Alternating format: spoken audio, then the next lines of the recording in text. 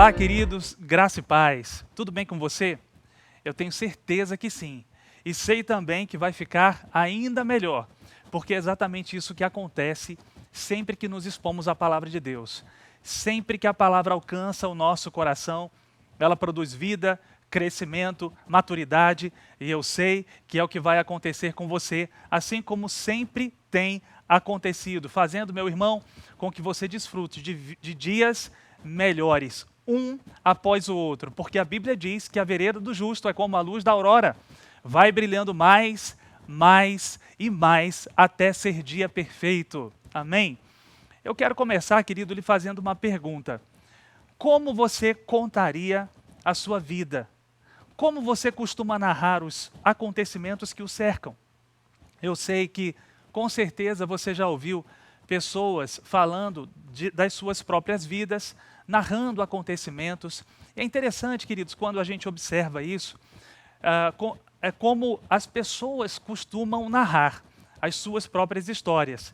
Eu sei que você já ouviu pessoas falando das suas vidas, das suas próprias vidas, de uma forma como que lamentando, murmurando, de uma forma entristecida por causa das coisas que acontecem. Eu sei também, queridos, que você já ouviu pessoas contando histórias de superação, histórias de conquistas, e existem aqueles também que, quando falam a respeito da sua própria vida, falam de uma forma alegre, de uma forma leve, até mesmo divertida, não é mesmo? É interessante, queridos, observar isso, porque quando a gente percebe como as pessoas falam daquilo que acontece com eles mesmos, a gente percebe também o que cada um evidencia ou o que se torna ao longo da sua história mais importante para cada um. Você já percebeu também que pessoas com histórias de vida muito parecidas podem narrar a sua própria história, a sua vida, de maneiras tão diferentes? Isso não acontece, não é verdade? Por quê? Por causa daquilo que cada pessoa está predisposta a selecionar no que diz respeito às suas lembranças, às suas memórias. É interessante também, queridos, que existem, formas de se contar até mesmo acontecimentos difíceis de uma forma positiva. Não é verdade? Existem pessoas que sabem narrar momentos difíceis da sua vida de uma maneira boa, de uma forma divertida, alegre, leve, porque souberam, naqueles momentos, extrair aquilo que de melhor elas poderiam enxergar. Eu queria, queridos, que você, que fez essa reflexão, observasse algo importante. Ainda que você não seja necessariamente um bom contador de histórias, a Bíblia nos inspira, queridos, a sermos um excelente selecionador de memórias. Ainda, meu irmão, que você, de uma forma natural ou por causa do seu jeito mesmo, não seja alguém que, quando conta uma história, consegue captar, chamar a atenção das pessoas. Existem alguns irmãos que são muito bons nisso. Quando estão contando qualquer coisa, prendem a atenção, Ainda, meu irmão, que você não se veja dessa forma, você pode ser e precisa ser um excelente selecionador de memórias. Pastor Perilo, há alguns dias atrás na nossa igreja, ministrando, ele disse uma frase muito interessante. Ele disse assim: a incredulidade não é somente resultado de não saber, é também resultado de não lembrar. E, queridos, ouvindo o que ele disse, eu pensei também, meditando sobre isso, eu lembrei também que a incredulidade é resultado de não saber, não só resultado de não saber, mas também resultado de não lembrar ou lembrar das coisas erradas. Muitas vezes, queridos, a gente permite que as piores lembranças de acontecimentos que nos cercam acompanhem a nossa vida. Mas eu queria, queridos, que você me acompanhasse na leitura de uma história que eu sei que você conhece bem, e vamos ver os exemplos que essa história nos oferece. Eu queria convidar você a abrir a sua Bíblia em 1 Samuel, capítulo 17, a partir do verso 24. Você conhece bem a história de Davi e Golias. Então, você pode abrir comigo. Em 1 Samuel, no capítulo 17, versículo 24, a Bíblia diz assim: todos os dias, ou todos os israelitas, vendo aquele homem falando a respeito de Golias, fugiam de diante dele, temiam grandemente, e diziam uns aos outros: vistes aquele homem que subiu? Pois subiu para afrontar Israel. A quem o matar, o rei o cumulará de grandes riquezas, e lhe dará por mulher a filha e a casa de seu pai, e isentará de impostos em Israel. Então falou Davi aos homens que estavam consigo, dizendo: que farão aquele homem que ferir a este filisteu e tirar a afronta de sobre Israel? Quem é, pois, esse incircunciso filisteu para afrontar o exército do Deus vivo? E o povo lhe repetiu as mesmas palavras, dizendo: assim farão ao homem que o ferir. Ouvindo Eliabe, seu irmão mais velho, falar aquelas coisas, aqueles homens, acendeu-se-lhe a ira contra Davi e disse: por que desceste aqui? E a quem deixaste aquelas poucas ovelhas do deserto? Bem conheço a tua presunção e a tua maldade. Desceste apenas para ver a peleja. Queridos, olha que coisa interessante. Eu sei que provavelmente, muito provavelmente, você já conhece a continuidade da história. Um pouco mais à frente nós vamos ler Davi falando a respeito de como ele livrou as ovelhas do leão e do urso. E eu queria, queridos, convidar você a refletir, a pensar um pouco aqui a respeito de Davi. E dessa impressão ou dessa leitura, da forma como o irmão de Davi fala com ele nesse momento. Conheço a tua presunção. A Bíblia, essa palavra também pode ser traduzida como orgulho, como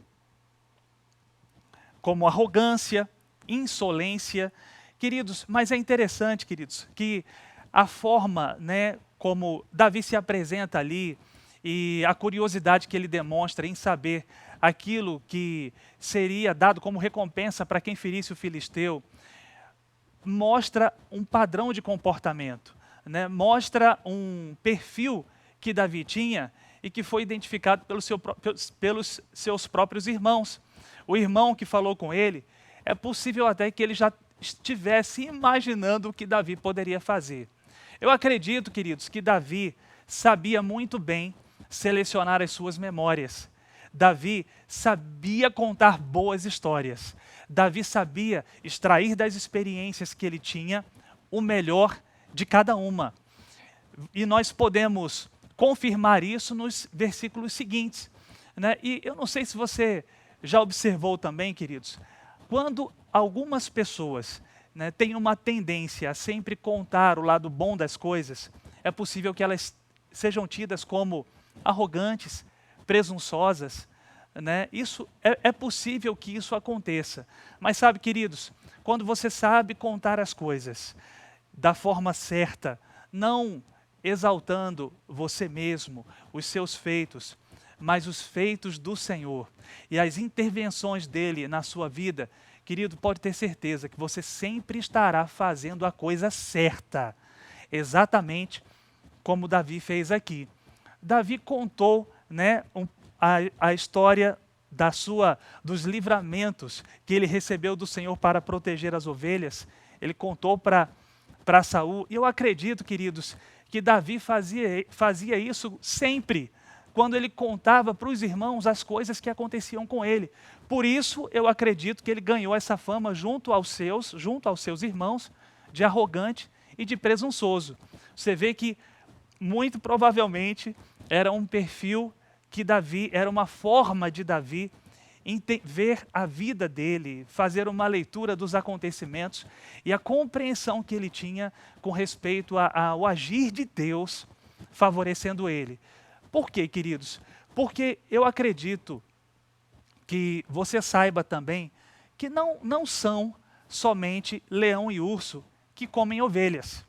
Eu estava pesquisando um pouco a respeito disso, e sabe, queridos, as ovelhas, elas são animais que frequentemente são atacadas por cobras, cachorros, por lobos e até mesmo por águias. Mas Davi, né, e eu acredito que as ovelhas que Davi cuidava, eu acredito, queridos, que elas devem ter sofrido ataques de outros tipos de animais. A Bíblia não fala, é possível que sim, é possível que não, mas talvez algumas ovelhas, pode ser que tenham se machucado em algum momento por causa dessas investidas de animais ferozes. Mas sabe, queridos, Davi soube selecionar as suas memórias. Vamos ver o que diz a sequência do texto. No versículo 31, ouvidas as palavras que Davi falara, anunciaram-nas a Saul, que mandou chamá-lo. Davi disse a Saul: não desfaleça o coração de ninguém por causa dele. Teu servo irá à peleja contra o filisteu. Porém, Saul disse a Davi: contra o filisteu não poderás ir para pelejar contra ele, pois tu és moço ainda, e ele guerreiro desde a sua mocidade. Respondeu Davi a Saul: teu servo apacentava as ovelhas do seu pai. Quando veio um leão ou um urso e tomou um cordeiro do rebanho, eu saí após ele e o feri, e livrei o cordeiro da sua boca. Levantando-se ele contra mim, agarrei-o pela barba e o feri e o matei. Veja, queridos, que interessante. Quando a gente olha com mais detalhes o que aconteceu, a ovelha, ela estava na boca do leão. Muito provavelmente, queridos, essa ovelha pode ter se machucado um pouco. Você concorda comigo? Mas Davi coloca o foco no livramento. Davi coloca o foco na vitória. Davi coloca o foco, querido, na conquista. Davi, meu irmão, não se concentra em detalhes que naquele momento não poderiam colaborar para a convicção que ele precisava ter por dentro para esse desafio que estava diante dele. E ele diz, ainda mais no versículo 36, o teu servo matou tanto o leão como o urso. Este incircunciso filisteu será como um deles, porquanto afrontou o exército do Deus vivo. Disse mais Davi: o Senhor me livrou das garras do leão e das do urso. Ele me livrará também das mãos deste filisteu. Então disse Saul a Davi: vai-te, e o Senhor seja contigo. Olha que interessante, queridos. Como nós vimos nos versículos anteriores, para o irmão de Davi, ele foi arrogante. Mas quando você conta as suas histórias de vitória, de conquista, e entende como Deus agiu para te livrar, para te proteger, para te guardar, para fazer com que você tivesse bom êxito, meu irmão, isso não é arrogância, não. Isso é saber reconhecer quem Deus é na sua vida, entendendo, querido, que você precisa mesmo selecionar as boas memórias, trazer à memória aquilo que lhe dá esperança, como o texto lá em Lamentações, no capítulo 3, diz o profeta Jeremias, falando, trazer à memória aquilo que lhe dá esperança. Foi exatamente o que Davi fez.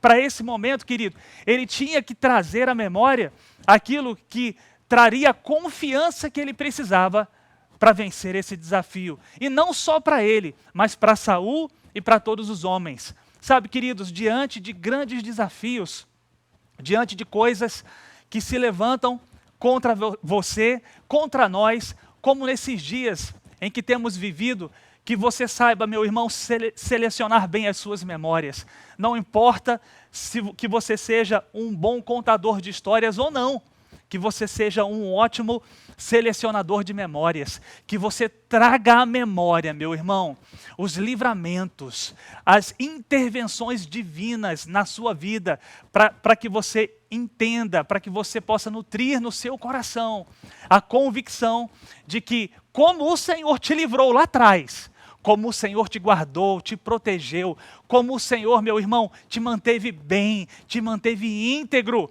Vai acontecer assim, meu irmão. Tenha plena convicção de que assim como foi lá atrás, vai acontecer assim. Vai acontecer no dia de hoje e vai continuar acontecendo. Assim, meu irmão, você vai se manter de pé, por dentro, pronto para vencer, para passar por qualquer desafio. Existem outros versículos no livro de Salmos que eu gostaria de compartilhar com você. No Salmo capítulo 9, versículo 1, o texto diz: louvar-te-ei, Senhor, de todo o meu coração, contarei todas as tuas maravilhas. No Salmo 145, versículo 6, a Bíblia diz: falar-se-á do poder dos teus feitos tremendos e contarei a tua grandeza. Você tem, querido, experiências de maravilhas, experiências de grandezas, de coisas que Deus fez. Que Deus fez, meu irmão, para que você pudesse estar aqui hoje, bem, cheio de fé no seu coração, cheio de confiança, cheio de convicção com respeito àquilo que Deus é capaz de fazer por nós. E para finalizar, no Salmo 118, o próprio Davi diz: o Senhor é a minha força. Salmo 118, versículo 14. O Senhor é a minha força, é o meu cântico, porque Ele me salvou. Nas tendas dos justos, a voz de júbilo e de salvação. A destra do Senhor faz proezas.